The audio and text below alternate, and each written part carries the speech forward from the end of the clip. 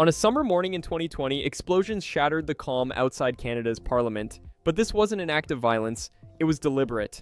Engineers were blasting through solid bedrock to carve out a massive 23-meter deep pit right in front of the center block, the symbolic heart of Canadian democracy. The sight was startling, jackhammers pounding, rock flying, and truckloads of rubble hauled away as Canada's most sacred political ground was torn open. Why? To make way for a once-in-a-century renovation, a $5 billion mega project that would reinforce, modernize, and future-proof the very foundation of the country's governance.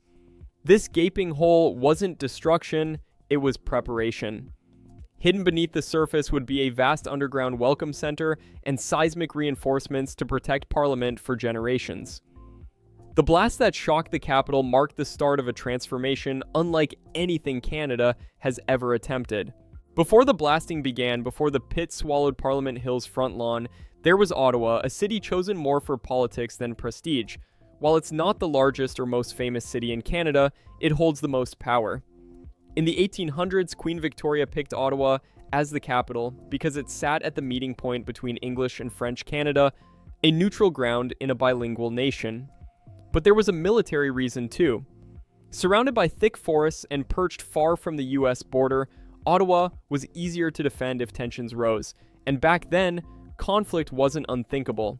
They built the new parliament on a limestone cliff above the Ottawa River, a fortress of democracy on high ground. That same geography is why, over 150 years later, it was so difficult and dramatic to blast a hole beneath it. At first glance, the center block looks like something out of a fantasy novel, soaring spires, stone gargoyles, and the towering Peace Tower rising over Ottawa. It's the heart of Canadian democracy, home to the House of Commons and Senate. But what most people don't know is that this beloved building is a replacement. The original was destroyed in a massive fire in 1916. The blaze tore through the structure in the dead of winter. No one knows exactly how it started, but it gutted everything except the Library of Parliament. Within a decade, the center block was rebuilt, bigger and bolder, topped by the Peace Tower, Canada's answer to Big Ben, but taller and filled with 53 bells. For almost 100 years, this building stood as a symbol of national identity. But behind the historic stonework and stained glass, time was quietly breaking it down. Cracks formed, water seeped in, steel rusted, and parts of the structure began to weaken. It looked strong, but under the surface, it was vulnerable. That's why in 2020, Canada decided not just to repair it, but to dig deep, literally, and rebuild it for the next century. By 2010, engineers began to uncover a troubling truth. Canada's most iconic building was falling apart. Beneath the Gothic arches and carved stone lay serious structural problems. Concrete supports were crumbling, water was leaking through walls, and parts of the steel framework were rusting so badly they were breaking down. And then came the bigger risks, the kind you can't see. The center block had zero earthquake protection, even though parts of Canada, including the Ottawa region, are prone to seismic activity. A magnitude 7 quake isn't just theoretical, it's happened before. If one struck near Ottawa, the damage to this unreinforced structure could be catastrophic. Security was another blind spot. The building lacked the kind of modern systems you'd expect for such a high-value political target. Even as millions of tourists visited Parliament Hill every year, the infrastructure to protect both visitors and politicians simply wasn't there. What started as a renovation project quickly escalated into a full-scale overhaul. Canada wasn't just preserving a building, it was protecting a legacy. The solution? Reinvent the foundation itself and begin with something dramatic. Blasting a giant hole beneath the country's most important landmark. What do you do when your most important building is in danger of collapse? If you're Canada, you dig deep. In 2020, crews began blasting through solid bedrock in front of the center block, carving out a 23-meter deep crater that stretched the full length of the building. It took over 40,000 truckloads to remove the rock. This wasn't just a hole, it was the foundation for a national reinvention. The $5 billion project, led by Public Services and Procurement Canada, is the largest and most complex restoration in the country's history. The plan goes far beyond surface-level fixes. It's a full structural transformation, rebuilding foundations, reinforcing the entire building, and adding new subterranean levels. To do this safely, workers had to support the entire center block on temporary steel posts, The plan includes driving in over 800 deep concrete piles to hold everything steady. At the same time, the site is being prepped for something new, a massive underground welcome center, the future gateway to Parliament. What started with explosions has now become a delicate multi-year ballet of excavation, reinforcement, and engineering, all unfolding beneath the shadow of the Peace Tower. So, what's all this digging for? At the heart of the project is a bold new addition, an underground welcome center. Think of it as the new front door to Canada's Parliament, but hidden beneath the lawn. Once complete, this sprawling facility will connect the center, east and west blocks through secure underground passages. Visitors will enter through a sleek, raised walkway and pass through a state-of-the-art screening area. From there, they'll step into a dramatic main hall, where skylights will flood the space with natural light and reveal the base of the Peace Tower as part of the design. This isn't just about aesthetics. The Welcome Center solves long-standing issues: overcrowding, limited access, and outdated security. It's designed to handle modern traffic while preserving the historic structure above. And here's the twist. The original center block had no basement levels at all. So engineers are retrofitting them in now, a century later, underneath a 100,000-ton heritage building. It's a bit like lifting a cathedral and building a museum underneath, while keeping everything intact above. The Welcome Center will be modern, accessible, and secure, a dramatic contrast to the blast zone it rose from.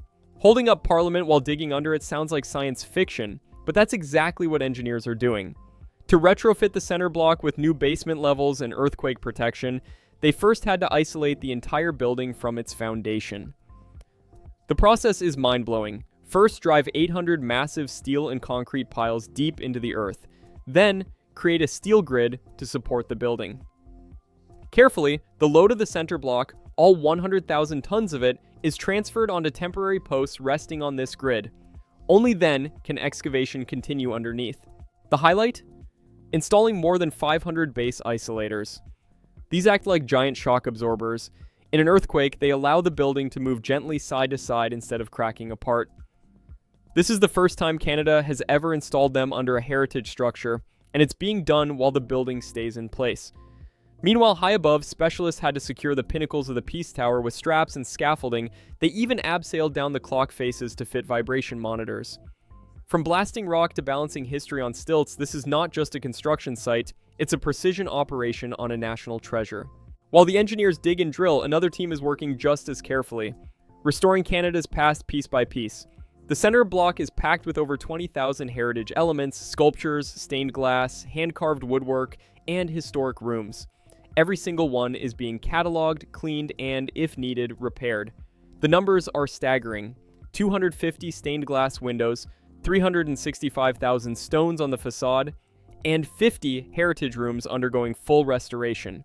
To clean the stonework without damage, workers are using high-powered lasers that vaporize grime but leave the fragile surfaces untouched. Even the Peace Tower sculptures are being restored by hand, with conservators moving from east to west, checking each detail for signs of erosion. The goal isn't to make it look new, it's to preserve the marks of time while protecting the craftsmanship for future generations. This isn't just preservation, it's a national conservation effort on an architectural scale. You can't overhaul Parliament with lawmakers still inside, so they stepped out. The House of Commons now meets in West Block, its historic courtyard capped by a sweeping glass canopy. The Senate set up in a former train station, elegantly refitted as the Senate of Canada building.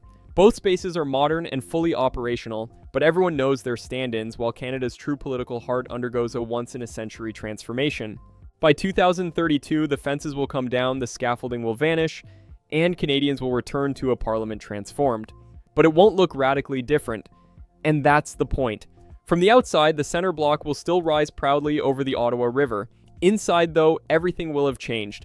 Visitors will now enter through a sleek, sunlit underground welcome center, the result of years of blasting, digging, and precision engineering. They'll walk beneath skylights that reveal the very foundation of the Peace Tower, now reinforced for the next 100 years. Tunnels will connect all 3 blocks of Parliament Hill, making the complex more secure and more accessible than ever before. Above ground, every room, window, and carving will have been touched, cleaned, or carefully rebuilt. It won't feel like a new building, it will feel like a legacy, reborn. This isn't just a renovation, it's a generational reset. What began with a violent blast outside Parliament is ending with a national icon restored, stronger than ever, ready to serve a future Canada.